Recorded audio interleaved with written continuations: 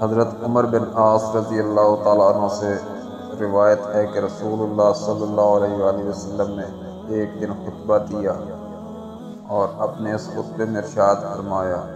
کہ سن لو اور یاد رکھو کہ دنیا ایک عارضی اور وقتی سودا ہے جو فی الوقت حاضر اور نقد ہے،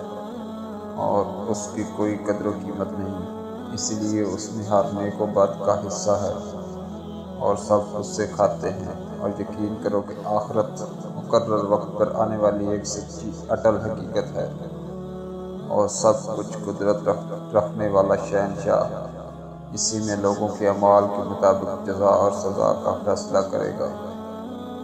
یاد رکھو کہ ساری خیر اور خوشگواری اور اس کی تمام قسمیں جنت میں ہیں، اور سارا شر اور دکھ اس کی قسمیں دوزخ میں ہیں۔ بس خبردار خبردار،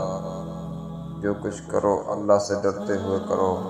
اور ہر عمل کے وقت آخرت کے انجام کو پیش نظر رکھو،